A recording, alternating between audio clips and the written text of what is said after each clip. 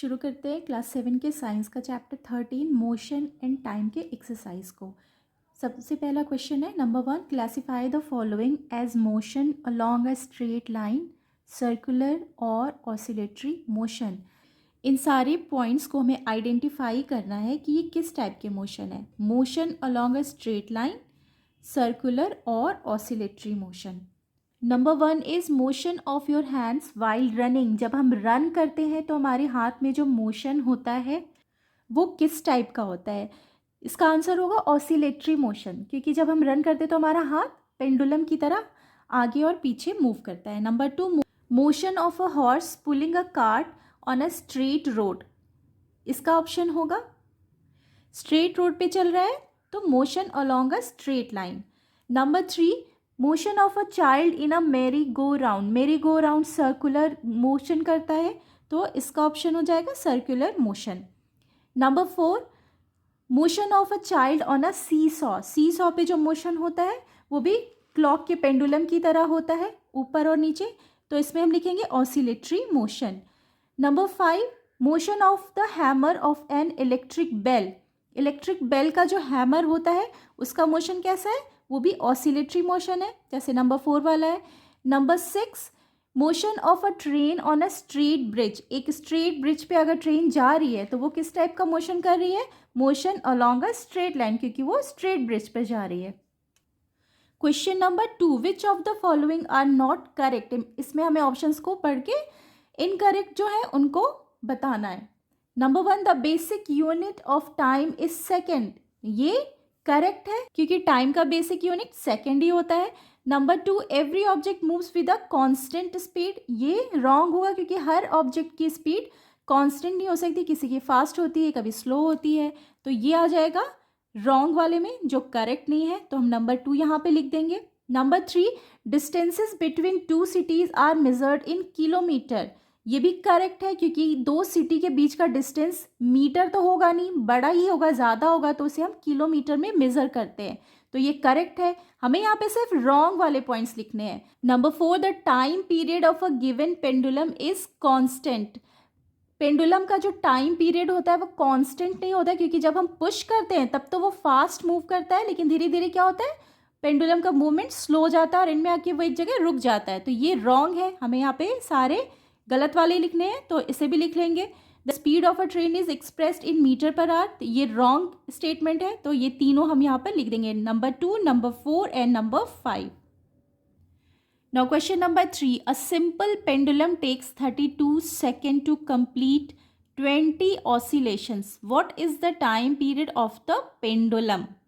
Simple pendulum का जो oscillation है वो 20 ऑसिलेशन जब करता है, 20 ऑसिलेशन कंप्लीट करता है, तो उसमें टाइम क्या लगाता है, 32 सेकेंड। मतलब यहाँ नंबर ऑफ ऑसिलेशन और टाइम जो लगा है ये दोनों चीज़ें दी हुई हैं। अब इनसे हमें निकालना क्या है, टाइम पीरियड निकालना है। ओके, तो यहाँ पर टाइम पीरियड का हम फॉर्मूला लिख लेंगे।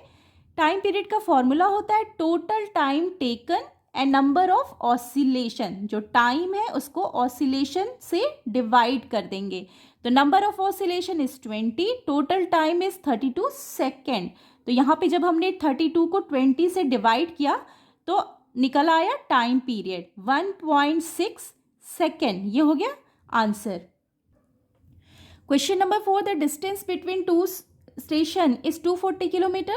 A train takes 4 hours to cover the distance. Calculate the speed of the train. यहाँ पर हमें क्या निकालना है, स्पीड निकालनी है, और गिवन क्या है, डिस्टेंस गिवन है और टाइम गिवन है, तो हमें स्पीड का फॉर्मूला पता है, speed is equal to distance upon time.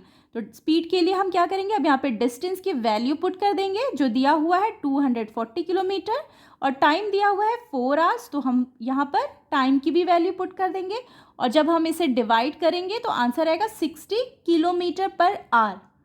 Now question number 5, इस क्वेश्चन में ओडोमीटर की रीडिंग दी हुई है जब कार स्टार्ट होती है मूव करना 8:30 AM पे, तो उस समय जो इसमें डिस्टेंस दिया होता है वो दिया हुआ है, और जब कार रुक जाती है 8:50 AM पे, यानी कि टोटल 20 मिनट्स कार चलती है 8:30 से 8:50, और उसके बाद जो ओडोमीटर की रीडिंग है वो चेंज हो जाती है। अब हमें क्या करना है, इसमें कैलकुलेट करना है कि कार की स्पीड कितनी है, कितनी स्पीड से वो चलता है, और इस स्पीड को हमें 2 अलग अलग यूनिट में बताना है, 1 किलोमीटर पर मिनट और 1 किलोमीटर पर आवर। अब स्पीड का जो फॉर्मूला है उसके लिए हमें 2 वैल्यूज़ पता होनी चाहिए, एक तो डिस्टेंस पता होनी चाहिए और टाइम पता होना चाहिए, ठीक है।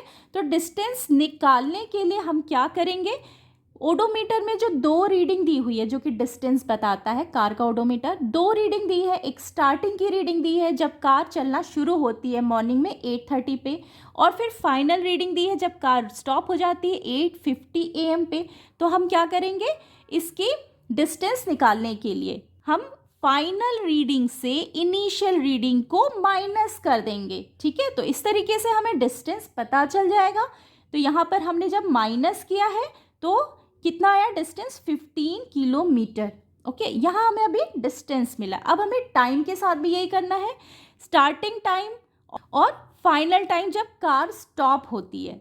तो इनिशियल जो टाइम है, स्टार्टिंग टाइम को हम फाइनल टाइम से माइनस करेंगे, यानी कि 8:50 फाइनल टाइम है जब कार रुकती है, और स्टार्टिंग टाइम है 8:30। इसको जब माइनस करेंगे तो क्या आएगा, 20 मिनट्स, ठीक है। तो अभी हमें क्या मिल गया है, डिस्टेंस मिल गया 15 किलोमीटर पर सेकेंड, और टाइम भी मिल गया 20 मिनट्स। अब हमें इसकी स्पीड निकालनी है। अब स्पीड निकालने के लिए हमें 2 तरीके से निकालनी, क्वेश्चन में 2 अलग अलग यूनिट में निकालने के लिए बोला गया है, ठीक है। तो स्पीड का हम फॉर्मूला लिखेंगे डिस्टेंस अपॉन टाइम, ये आपको पता ही होगा, या तो आपको रट भी गया होगा। और अब हम वैल्यू पुट करेंगे, तो इस डिस्टेंस कितना है, 15 है, टाइम कितना है, 20 है। जब हम इसे डिवाइड करेंगे तो इसका आंसर आएगा 0.75 किलोमीटर पर मिनट, ठीक है, क्योंकि यहाँ पर अभी जो डिस्टेंस है वो किलोमीटर में है और टाइम मिनट्स में है। तो आंसर में क्या आ गया, किलोमीटर पर मिनट, जो कि हमारा फर्स्ट क्वेश्चन का आंसर हो गया, क्योंकि हमें सबसे पहले क्वेश्चन का आंसर क्या देना है, किलोमीटर पर मिनट में स्पीड बतानी है। अब हमें इसे चेंज कर देना है किलोमीटर पर आवर, इसमें भी बताना है। तो जब हम मिनट को आवर में चेंज करते हैं तो क्या करते हैं, जैसा कि सबको पता है कि 1 hour is equal to 60 minute होता है, ठीक है। तो जब हम किसी वैल्यू को, जब किसी हम आर को मिनट में चेंज करते हैं तो हम 60 से मल्टीप्लाई कर देते हैं, मगर जब हम मिनट को वापस आर में चेंज करते हैं तो हम क्या करते हैं, 60 से डिवाइड कर देते हैं। ओके, तो यहाँ हमें अभी फर्स्ट आंसर में मिला है, मिनट में मिला है, ठीक है। तो यहाँ हमें मिनट में पता है कितना मिनट लगा है टाइम, तो यहाँ पर हम क्या करेंगे, 20 मिनट्स को अगर हमें चेंज करना है आर में तो 1/60 मल्टीप्लाइड बाय 20 कर देंगे। ओके, अब जब इसको हम कैलकुलेट करेंगे तो क्या आएगा आंसर, 1/3 आर। तो टाइम क्या हो जाएगा, 1/3 आर। जो 20 मिनट था उसे हम आर में चेंज किए तो कितना हो गया, 1/3 आर। अब हमें स्पीड को निकालना है वापस से, तो डिस्टेंस तो वही रहेगा 15, और इसलिए हम डिवाइड करेंगे टाइम से, जो कि हमें मिला है 1/3 जब हमने आर में चेंज किया है।